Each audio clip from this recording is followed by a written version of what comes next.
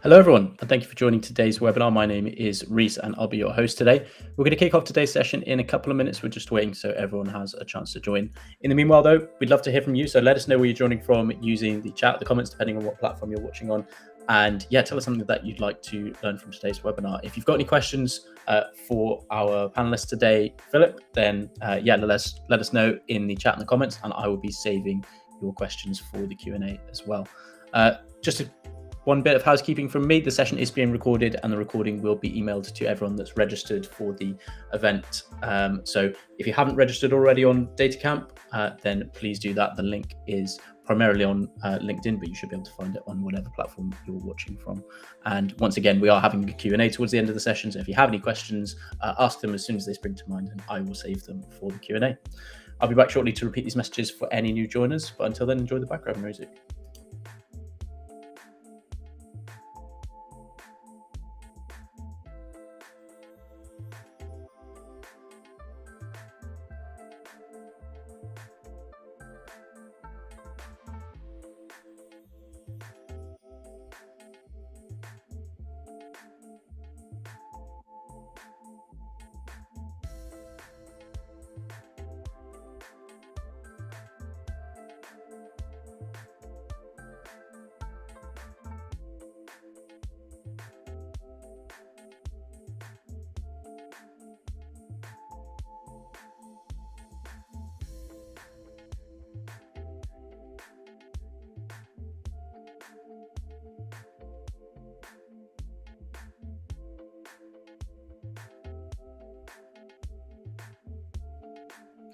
Hello, everyone, and thank you for joining today's webinar. My name is Reese, and I'm going to be your host today. We're going to kick off today's session in about a minute or so. We're just waiting so everyone has a chance to join. In the meanwhile, though, let us know where you're joining from using the chat or the comments, depending on what platform you're watching from. And yeah, tell us something that you'd like to learn from today's webinar.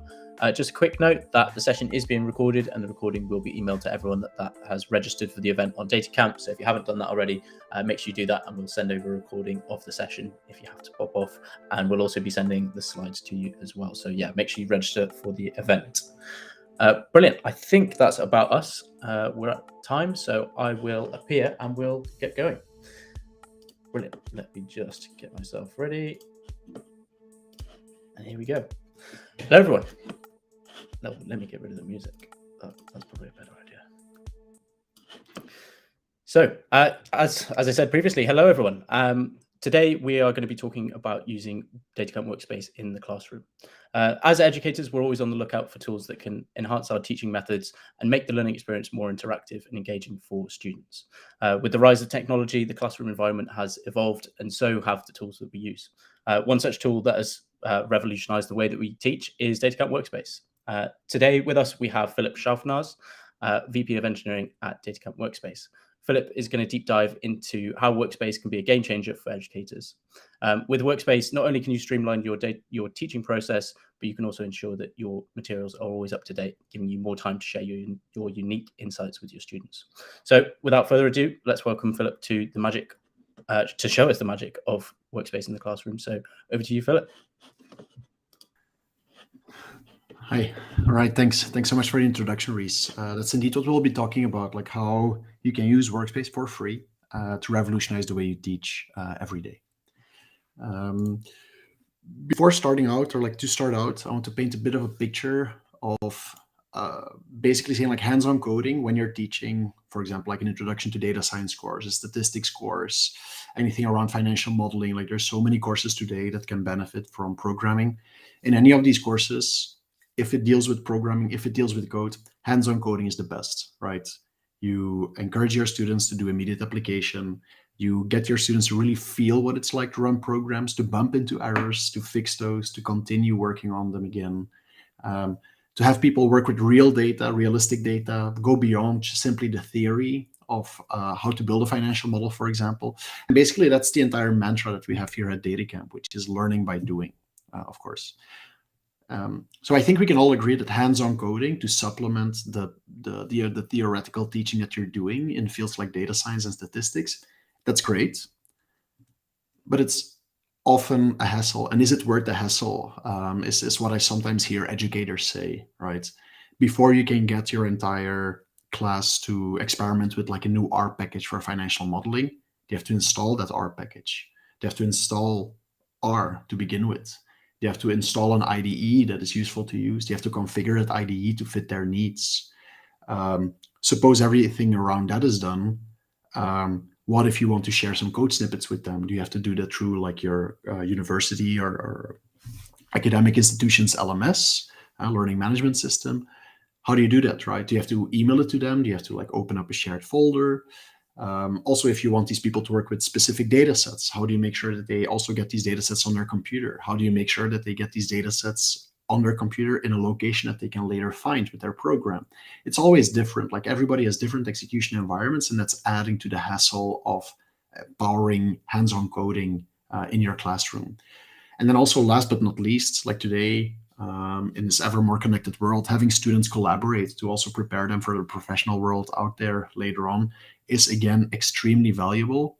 But supporting that, empowering that, again, can be quite a challenge. So even though we all know that hands-on coding is great, it also involves quite a lot of hassle to basically pull it off and to make sure that people have this great experience. But there's no despair. Of course, I'm here to tell you that there's a solution, and that solution, I believe very strongly, is DataCamp Workspace. DataCamp Workspace is a modern cloud-based data science notebook.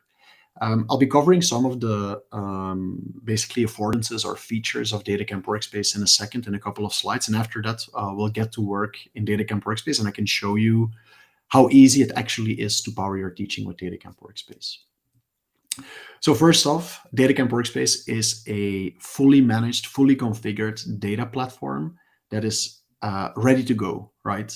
There's a notebook environment. So notebook is a common way of doing data projects today. It's completely pre-configured. It already has Python installed. You can also switch to R, and it already has a recent version of R installed. It has a SQL editor built in. It has all common data science packages pre-installed. So basically all of the hassle of setting up a programming language, setting up the right packages, setting up an IDE, all of that is basically replaced by clicking once on a link and getting started, right? So that's like a very big thing that Workspace greatly, greatly simplifies here. Another thing is it's super easy to share, right? And that's actually what we'll show later on in this webinar. Sharing is extremely easy, where before you had to send things over LMS or over an email or some like in another way. Right now, you can very easily create like sample data projects, sample notebooks, and basically share them as a link. And people can just open up that link and they can see you do work in that workspace real time. Or you can share it as a copy link, and people can actually create a copy of what you had, like of your data project, and basically get to work on it themselves. And that's something we'll show in a second. But this is also like a very crucial point for educators out there, that basically sharing workspaces, sharing work is extremely easy with Workspace. Finally, also there's seamless collaboration. So after you share a link to your data project, it's perfectly possible to basically work in that project with two people at the same time. Some people in the past have called Workspace the Google Docs for data science, or the Google Docs for Jupyter Lab. It has real-time editing built in. It has commenting built in. Basically, working together is super easy. What's more, again, like Google Docs, past changes that were made are being snapshotted, so you can always return back. So the stories of like, oh, this worked yesterday, but somebody changed it, and I don't know like what broke or how it broke.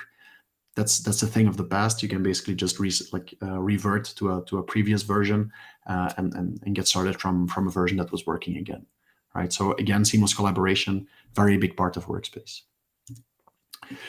Another one is database connections, made super simple. So Workspace makes it very easy, because like there's tons of teaching out there that's always starting with like a CSV file, but in the real world, people are not necessarily working with these CSV files. And if you want to give your students a very realistic experience about what they will encounter in the real world out there, it may also be useful, or may also be interesting, to have these students interact with actual common and often used database technologies, right? Inside Workspace, this is super easy. It's a matter of setting up a database connection just once, and then all of your students can use that database connection to, for example, get data from a PostgreSQL database or get data from a SQL Server database to then start their analysis for an assignment, for example. And then finally, if there are some database or some data storage solutions out there that are not natively supported with Workspace yet, Workspace also has a power to add environment variables that you can securely access data sources from virtually anywhere. So if you, for example, want to interact with a Twitter API to do sentiment analysis, if you want to interact with Yahoo Finance to get like to get data on like finance on stocks, for example, all of these things, you can do that in a secure way, and again in a way that's very easy to share with others. And I think something that the people attending this webinar may find important, it's not that if you're getting your students to use Workspace, these are transferable skills. Workspace is based on open standards, so it basically behind the scenes, it's using a lot of the Jupyter Lab technology, which is a very big ecosystem in the data science community. And Workspace is actually compatible with all of that. We basically do a bit of a subset. Workspace is a bit of a superset of what Jupyter Lab offers. But if you learn to code or like you improve your data science skills inside Workspace, these are perfectly transferable skills. If, for example, later in your company you have to work with Jupyter Lab or you have to work with different notebook environments, right? And then last but not least, Workspace for classrooms and for teachers is free, right? So all members of a classroom group have free access already to the entire DataCamp course library. I think a lot of the people joining today are already aware of that, but maybe you're not aware yet that inside your, like if you're in a classroom group, that all the members of this classroom group already have a Workspace premium license, where today, free Workspace users can only create up to 3 workspaces for free, which are data projects inside Workspace. Members of a classroom group can create unlimited data projects inside the context of that group. Also, you get very powerful hardware. You get 8 virtual CPUs and 16 gigs of RAM, compared to the 2 virtual CPUs and the 4 gigs of RAM that like typical free users would get. And then also we have a 1 month or a 7-day version history, I think, for free users. That becomes a 1-year version history for premium users. So also pretty relevant if you're working on assignments for a long time, that you can cycle back far in the past to previous changes that you made. I think this was like a bit of the sales pitch, why Workspace is something that you should definitely consider to power your teaching. Right now, I want to get on the hands-on part a bit. But maybe before I do that, I could already answer some questions, Reese, if you think that's a good idea. Yeah, we've got a few questions already. Namely, I will bring up this one from Marcus. So yeah, what are the advantages over Google Colab? Yeah, so Google Colab is so this modern data notebook in the cloud. We're definitely not the only ones building this, and Google Colab is an often mentioned alternative. Advantages over it is indeed like we have a terminal. So if you go to Run and Terminal, you have a terminal available. Then you can very easily switch between R and Python. So that's also something that Marcus already brings up. So thanks for that. In addition to that, we have a bunch of native data connections. So if your teaching has wants to make use of common database technologies, a very neat way of integrating with that without ever having to leave your notebook. And as far as I know, that's also something that Google Colab does not offer. On the other hand, I think Colab offers GPUs. I'm not sure how powerful the CPUs are that they offer. But those are some advantages of Workspace over Google Collaboratory. Mm-hmm. Not so much a question, but just a suggestion from Alan here. So I need to find a way to download the students' progress so I can make sure they're working on assignments. How would we do that in Workspace? It's a very good question. Actually, it's funny that you bring it up right now. We are currently working on a feature that it's a bit meta, that you can use Workspace to connect to your students' learning data on DataCamp, so you can analyze what they're doing on Workspace, right? And we're also going to provide templates so that you can basically already see a quick report there. How many workspaces have people created? How much time did they spend on that? If you, for example, have people work in different like in the same workspace collaboratively, how much time does each member spend inside Workspace, so to make sure that there's not some people pulling all the weight and other people pulling less of the weight. It's It's a very interesting question. I'm sure there will have solutions coming up. Until then, I can definitely help you out with specific questions that you want to answer about specifically your students' learning activity. So definitely reach out to me, because I'm keen on helping you out there, because some of the questions you ask are maybe common questions that others have, and we can also make sure that these are in these reporting templates that we make available so that you can use Workspace to analyze how people interact with Workspace. Cool. Brilliant. I think that'll be it for questions now. So if we want to jump back in, I will. Yeah. I think there's another user that's asking, can we import notebooks from Visual Studio Code, Colab, Kaggle? Yes, you can. So I'll show that in a second, actually, in the demo. You don't have to start everything from scratch right inside Workspace. Cool. All right, cool. So this was like a bit of the pitch of like why Workspace is worth your consideration to power your teaching. There's different ways of leveraging Workspace in the classroom. And there's 3 that I pointed out here, and 2 of which I'm going to demo. The first one is coding live in the classroom. So imagine that you're teaching a class on statistics and you want to basically bring to life the concepts of the p-tests. Then you can basically open up a workspace, start coding, and people can basically see you code while you're doing it, basically. So that's the first thing we'll do here. So let me go out of my slides real quick. Now I landed on the workspace dashboard, and I'm going to open up an empty workspace that I prepared already that Reese can share now if he wants in the public chat. This is like this live teaching workspace, and this is like an empty notebook that I have, and Reese is now sharing out that link with you. If you click on that link, you'll basically see a fairly similar thing to the thing that to what I'll be doing, right? I am in this workspace as an editor, so I can make changes to this workspace. In this setup, I'm the teacher, and you all are my students, so to say, and you can basically see me code while I'm doing it, right?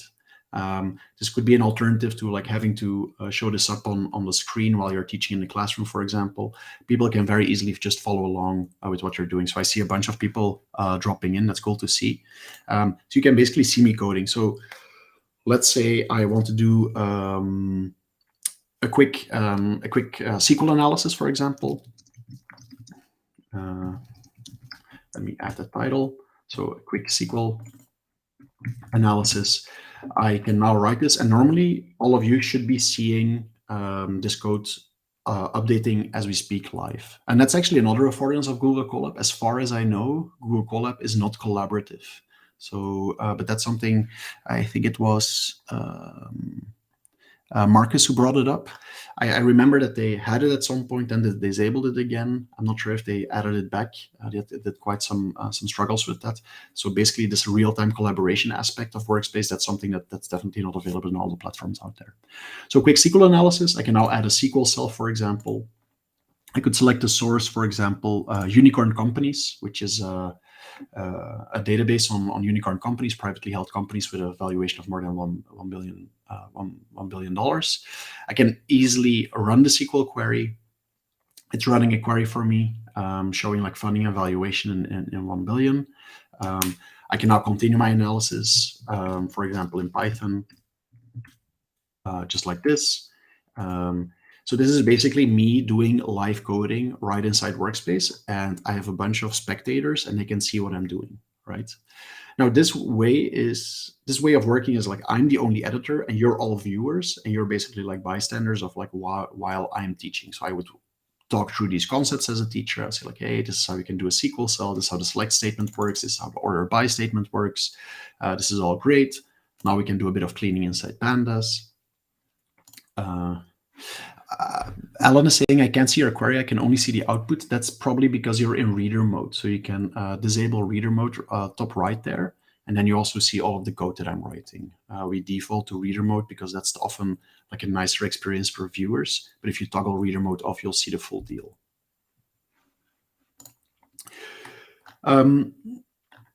Yeah, I don't want to go too much into detail. Like I don't intend on starting to teach data science concepts right here inside inside Workspace. This is more like me showcasing a bit what's possible inside Workspace. So I see a bunch of people like working here. I think in this case, your commenters, I think you can also leave comments on some of these cells here. I'm actually not 100% sure.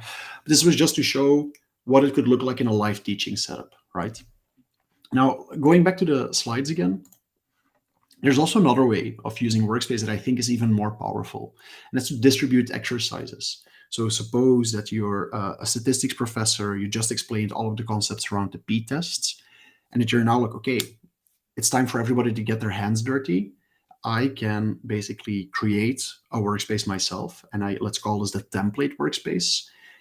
And I basically write out some assignments there, and then I can share a copy link for that workspace, and then basically share this out with people. And if they click on that link, everybody will create a copy of their own of that workspace that they can edit themselves. So basically assignment handouts, that's extremely easy, right? Let us see how this would work in action. So I'm going to go back to my dashboard by clicking on the icon here. And I had here an intro to data science assignments for cleaning data. Reese, you don't have to share this yet. I'm first going to populate this with some stuff, and then we can share out the link, and then people can see what the experience is like from the student's perspective. So again, here, I'm the teacher. I want to prepare an assignment that I want to share out with my students. So I already gave this a name, Intro to Data Science Assignment Cleaning Data. Let me also add some text here, Intro to Data Science Cleaning Data. Assignments. Right, great. We can add a little preface, like a bit of context. In this assignment, you'll get your hands, I'll make this somewhat bigger, sorry. You'll get your hands dirty on some data science, on some data cleaning. Cleaning is crucial if you want to be an effective data scientist. I'm not sure if you noticed, but we also have a pretty powerful AI assistant. I may be boring some people because we're saying this all the time, but it's actually quite magical. So I can, for example, ask the AI now to say, like, make this a bit more exciting. 2 or 3 emojis. And basically the AI assistant is basically like reviewing my text and is adding some emojis, because don't you all love emojis? So I'm asking the AI to basically update my code here. So data cleaning, I know that I actually have a course database available. I'm taking sample databases right now that are by default available inside DataCamp. There's nothing stopping you from setting up your own database connection inside your classroom group, so that others can then everybody can use that database. So I'm going to select course databases. I had a note here that I quickly want to check. Just a moment. I have to look up my cheat sheet. Yes, there you go. So there was a database on world economies that I know was a bit dirty. So I'm going to get this courses database here. I'm not going to do account, but just do a select star from world economies here. So I'm still preparing my workspace right now, right? So I'm still preparing my assignment workspace. And here I can say, let's say that the assignment is, now it's time for the assignment, right? Now it's time for the assignment. Write Python code, drops to records that have no data on employment rate. We can already provide like a Python cell to instruct our students that this is where they should write code, right? All right, cool. Suppose this is, of course, a very bare bones assignment. In reality, you probably want to do something longer. That's up to you. But right now, I can very easily create a copy link of this workspace. So I go to File, I click on Create Copy Link, and then I can give this a name. I'll get rid of the name copy. And what this is saying is basically, if in the next step is going to copy a copy link to my clipboard, and this is basically, if people click that link, it will create a workspace in their own account with exactly this title. It will create it in their personal account in the context of, if you're working in a classroom group, you would select your classroom group to make sure that the workspace is created in that classroom environment. And you can also set the workspace visibility. This is slightly different if you're a teacher, but here for instruction purposes, I'm doing it in my personal account, but the principle is the same. I'm going to click on Create Copy Link. And actually this link, I can now send over to my students. And in this webinar, that's all of you. Reese, you can go ahead and share it now. So that link, if you click that link, what should happen is that the workspace that you, basically if you click that link, a new workspace should be created in your personal account with exactly the same contents as what I had here, right? So basically me drafting this template workspace. Is that working for you? Let me quit that. I can test this myself, right?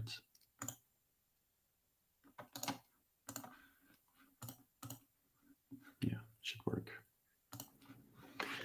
Yep, I gave it a go just Perfect. now and I was able to open it. Yeah, sure, because I saw some people joining me inside this workspace, so I was getting a bit icky. But so what should happen is basically you click that link and you're now creating a workspace in your own account with exactly the same contents as what I had here. But the nice thing is, if you're making changes to that workspace, you're of course not affecting this workspace. It was like a full duplication of all the contents. If you decided as a teacher, I want to work with CSV files that I uploaded here in the file browser, perfectly possible. The copies that will be created will also contain all of the files that were inside that workspace. So the hassle around sharing an assignment, sharing work with other, sharing an assignment with students through whatever platform is now the matter of clicking a link. And if you click that link, it's just copying everything over. And now at the end, as a student, if you're working through this, at the end, you can basically just share your workspace again with your teacher and just say hey, I'm ready. You can review it now, right? So basically the concept of handing out assignment becomes very, very simple. If a student tells you hey, I think there's a typo there, can you fix it? All you need to do is just fix the typo or make a change. And if they click the link again, they will again get a copy of the latest version of your workspace right there and then.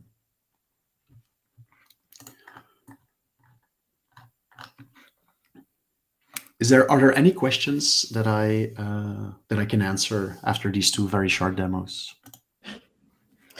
Yep, we've got a few waiting in the wings. Well, we've had one again from Alan here. So can I allow a student to alter my query? Yes, indeed. So I'm actually going to click the link that Reese has shared out with me. I'm going to copy the link address for this one. I'm going to share it out here. So it's basically creating a new workspace. Of course, this is now, again, in my account. But there's nothing stopping me from changing this query to already say where income group is high income. So this is basically a clean slate, right? If I think I have to do this.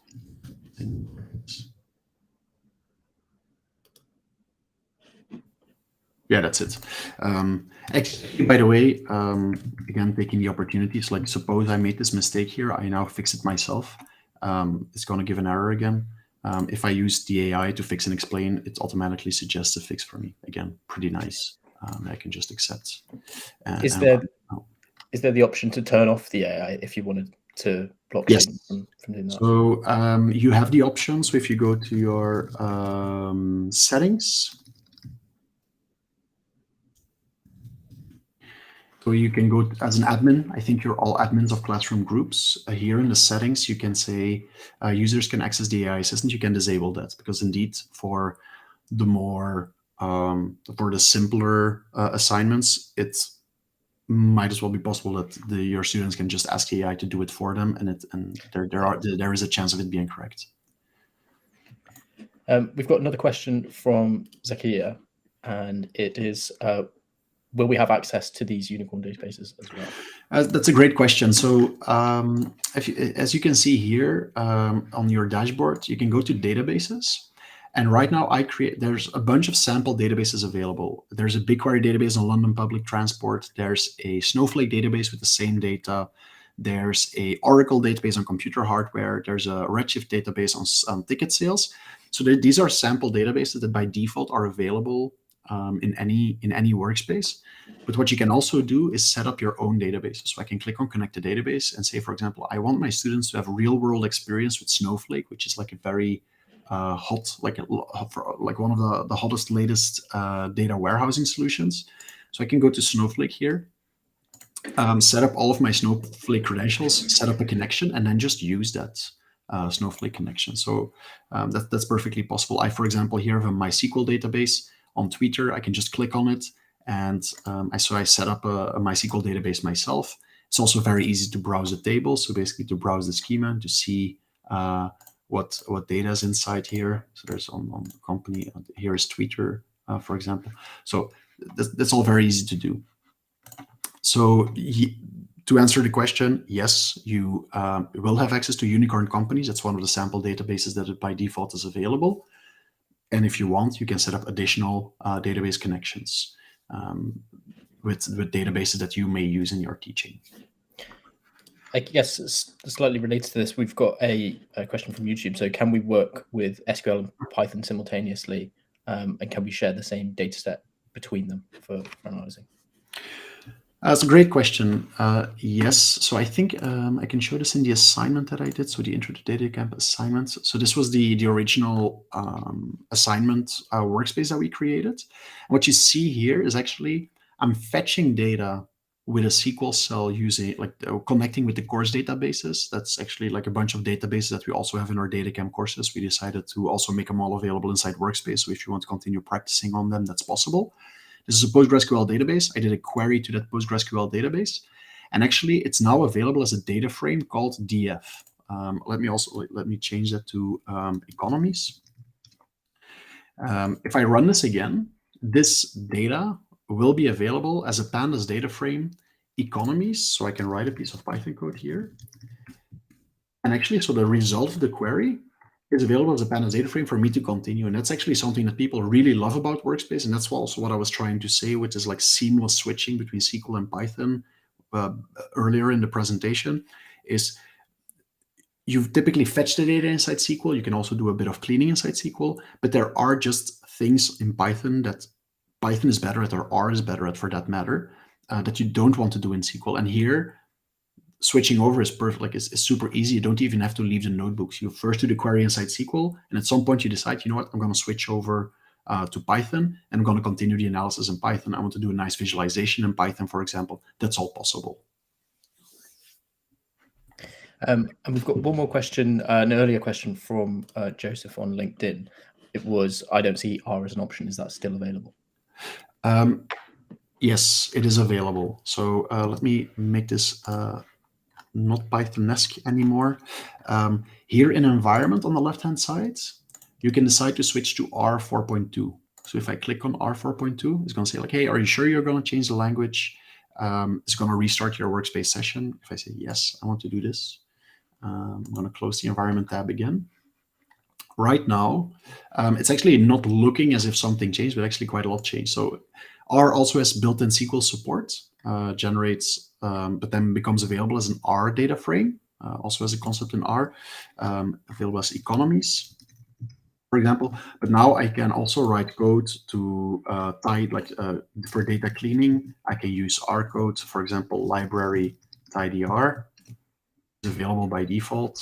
There's actually a bunch of packages available by default that you can see here. So for example, tidyr, dplyr. So all of these packages are installed by default.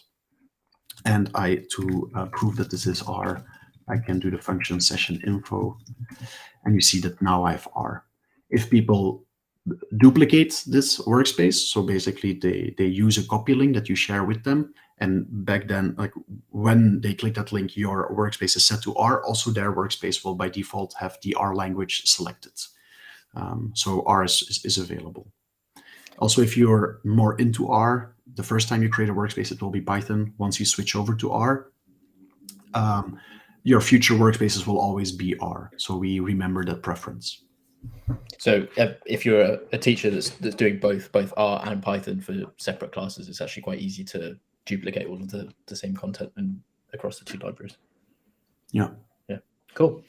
Okay. I will just check if we've got any new. Real quick disclaimer there. There's some talk about like polyglot workspaces being able to use R and Python all in the same notebook. As of today, that is not possible inside Workspace. So you have to pick one and all of the code in your workspace. So you can like intermingle it with SQL to fetch data initially, for example. But after that, it's like either R, either Python. Pretty straightforward question, but does DataCamp Workspace have a dark theme? It's a great question, Marcus. Today, we do not have a dark theme, but we're very actively working on it. And we do intend to have it by the end of the quarter. So by the end of September, there should be a way for you probably here inside View to say like, hey, I want to switch to dark mode. Cool. Brilliant. Well, not really a question, but I will just highlight this again from Alan. Alan says, import notebooks to teach me in DataCamp. Loves it. So yeah. Yeah, that's it. So I can quickly show that. So if I create a new workspace, import previous work is just upload IPyMB, get it from your Finder, or like if you're on Windows from your File Explorer, and pop it in there, and you should be off to a good start. Cool. I think that's it for questions now. I will pop off and then we can resume Q&A at the end. There's not too much to resume, actually. Okay. These demos are fairly short. I thought this would be a good opportunity to answer a bunch of questions from the audience. I did see another question from somebody saying, like, I probably missed that. Is there a premium version available for us as an instructor? My account shows only a limit of 3 workspaces. Small detail that I do want to point out real quick here. So right now, I'm Filip.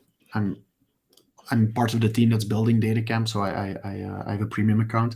But here, for example, there's other groups. And if you're an instructor, you should be able to switch over to your group. And if you open, for example, like Ingressive for Good, that's another DataCamp, that's a DataCamp Donates partner, but they're under the same principle, like members of that group have free access to DataCamp, you should see premium. So it's basically inside the context of the group of your classroom group, you should be able to create unlimited workspaces with no limitations. Got it. We've got an external question about data privacy. So how does Workspace handle data privacy, especially when you're distributing data sets with students?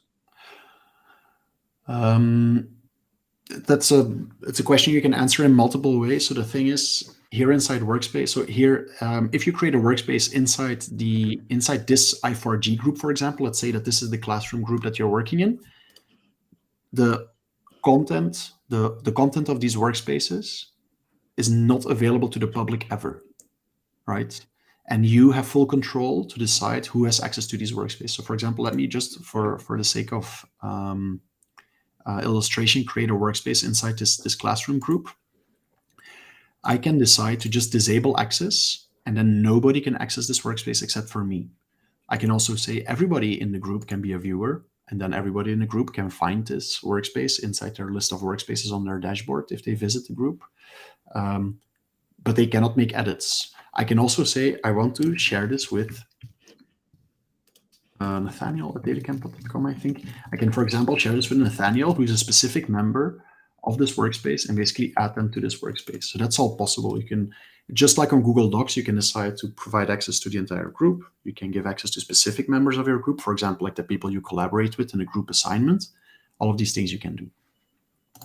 And then for the data you put in that workspace, the same privacy principles apply as the general workspace. So if you put a CSV file inside a workspace and you share this with somebody else inside the group, they will also have access to that CSV file. Got it. We've had a few more questions come in. First one being, what's the chart option in the AI suggestion? How can we utilize that? Good question. So let me, how can I show this with an example? Quick chart. Let me ask the AI to generate a sample data set showing sales of a dumpling shop. Generate the sample data sets with sales of a dumpling shop on a monthly basis. I'm just asking the AI to generate some random data for me. Oh, it's not working. Yeah, it's because it's doing it in Python. It should do it in R. That's actually something we should fix. Let me quickly switch that up. All right, so if I run this now, I have a data frame right now. Let me change it to df so it prints out nicely. I could, let's say that I'm done here. You can easily create a chart of this. So you can use Python code to generate a chart, right? Let me ask the AI, like show the data df on the bar charts. And then it's generating Python code for me. If you're into that, you can definitely do that. So this should generate some neat Python. So this should generate a chart. I don't really like that too much. I would prefer to use Plotly. It should update that for me. So that's one way of generating a chart, which is actually quite quick. What you can also do is if you have a table printout, to just switch over to a chart and then say, I want to have a bar chart with month on the x-axis and sales on the y-axis. And that's also just a no-code way of generating charts that we provide inside Workspace, especially useful for the users that are using Workspace for like analytics and business intelligence. There's also a way to just generate a separate chart cell, which is just creating like a separate chart block. And then you can select DF and also generate a bar chart, etc. So that's the chart cell. It's just basic visualization capabilities without having to write code. We've got another question here from David. What are the best practices for sharing assignments with students inside of a group workspace? In this setting, it's important that students can't see other people's work. Great question. Somehow, like the things I forgot to mention in this presentation are being brought up by people with questions, so that's great. What you see here in DataCamp Enterprise, there's a couple of workspace settings you can set. Because at DataCamp, we value transparency internally a lot. We're basically saying workspaces that are newly created workspaces in our DataCamp Enterprise group. By default, all other people have commenter access to that workspace. So basically, all other members of the DataCamp group can access newly created workspace. You can just disable this as well. So you can click set this disabled, which means newly created workspaces inside that group that you're the admin for, by default, are not shared with anyone else, right? So that's a way for you to control and to make sure that when people click on that copy link, that these workspaces are not shared with anybody else. Today, I have to say, it is still possible, even though by default it was not sharing, it is still possible for that student to say, you know what, sure, the default setting is this, I'm going to change it to something else, right? I'm going to invite a friend of mine. I'm going to share this with the rest of the organization, like with the rest of the group. That's something we currently do not disallow, right? So that's still possible. However, if there's popular demand for a feature like that, that you as a teacher can say, these workspaces should start out as private, and the creators of these workspaces should not be able to change the sharing settings of this workspace, because I, for example, want to use this in an exam context. If you'd really need this, and if this is blocking you from starting to use Workspace in your teaching and for your assignments, let me know, and there's probably something we can do about it. But currently, that is not available. Cool. Another question here from Nikesh. I believe we've kind of already covered this, but I think it's probably worth doing it again for anyone that's just joined. So can we import data sets directly from Kaggle or any other third-party hosting website? Directly from Kaggle, I'm not so sure, but I think every Kaggle dataset online has a download option. So what you'd need to do is go to the Kaggle datasets, click on download CSV or download whatever. Maybe sometimes it's a zip file, and then go over here, go to files, click on upload, and then just upload it here. So it's not directly importing from Kaggle, but it's fairly simple. Cool. Another question from Marcus as well. Do we have a link to a video tutorial on how to use the AI assistant within DataCamp Workspace? We do. It depends. Like we have quite a couple of resources. I'll send a resource to Reese in a second. That's just explaining how the AI assistant works and like what it does behind the scenes. Also, what data it's sending over to OpenAI, so that you know like what you're working with there. I also recently did a code along, basically analyzing runner performance, basically doing analytics on some Strava data using almost exclusively AI. And that should also give you a pretty good idea about what's possible with AI. And that's something also we can share afterwards, Marcus. Yeah, I will say for anyone that's interested in those resources, I will make sure that they go out alongside the recording. So yeah, make sure you register for this event. I will make sure that the registration link is still active on all of the platforms that we're streaming to. So yeah, if you're interested on anything to do with the AI assistant, I will make sure the resources go out with the recording as well as the slides here today. Cool. I believe you've got one more external question. Let me just have a look, find it. Oh yeah. So how does Workspace handle large classes? Is there a limit to the number of students who can code along? In principle, no. We haven't done extremely crazy load testing. So say, for example, in the first principle, like the first demo I gave, like code live in the classroom, we haven't tested this with 300 people, for example. So it's not that we tested like, what if 300 people like land on the same workspace and watch like a teacher doing it. We also haven't tested what if 50 people are all editors in the same workspace and collaborating inside the workspace. Like, how well will it hold up? Probably might give some difficulties. That's something we haven't tested, but something we're keen on testing if you plan on using this in larger groups. Finally, there is an important note to make. If you're with hundreds of people in the same classroom, so basically in the same physical location, meaning that you're connecting to the same IP address on the Wi-Fi router, for example, it is possible that all of your activity will be seen as a distributed denial of service attack on our servers. But that's something we can fix. We can basically like whitelist some of the IPs of your campus or of the place where you're teaching from to make sure that there's no alerts triggered and everything continues working as expected.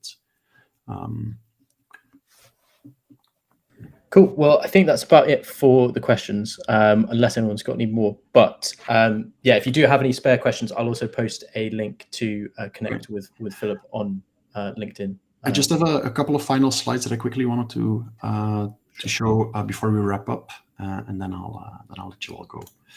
So yeah, just wanted to mention, maybe I should have done this earlier, a couple of success stories. Like if you decide to adopt DataCamp Workspace, you definitely wouldn't be the first one to do it for their teaching.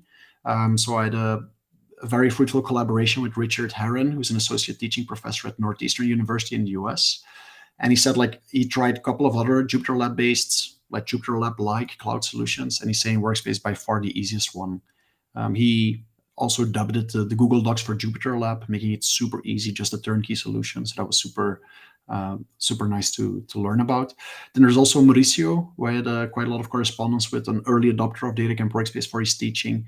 And he's basically saying, in the beginning, suppose I had 10 classes. The first class was just about getting everybody set up on their system. Right now, that's the thing of the past. Like there's so much less friction. The friction is just gone around getting people on there. And especially for beginners, that's a total game changer.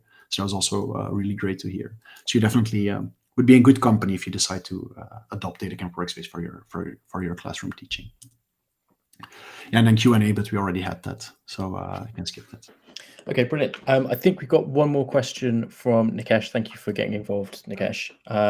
It is basically, can we use GPUs for model training? And if yes, what's the limit? It's a great question. Today, DataCamp Workspace does not support GPUs, but we do have plans of adding that. We still have to decide that GPUs are expensive, especially in this day and age where AI is all the hype. We still have to figure out like how we are going to make GPUs available for free and to what degree. But GPUs will be coming at some point. There's no specific ETA on that. No specific date that we want to add it. But it's definitely on our minds. Like especially now with deep learning becoming almost like an expected knowledge of more technical profiles graduating today. We definitely want to meet people where they are in their learning. So adding GPUs to Workspace seems to be an inevitable future for us. Cool. Well, I think that wraps everything up. I will just highlight one more comment that we've had from David on LinkedIn, which is that he's been using Workspace for his courses at George Mason University, and it's been great for the students. So yeah, lovely to hear that. Thank you, David. And with that, I think that probably wraps us up for today. So yeah, thank you, Filip, for hosting alongside me, and yeah, thank you to everyone else that has joined in with us. As mentioned, I will put a link to Filip's LinkedIn as well for anyone on LinkedIn. I'll put it on all of the platforms. So if you have any follow-up questions or anything like that, ask Filip. But yeah, hopefully we will see you at a future webinar shortly. All right. Thanks very much. Thanks, See you everyone.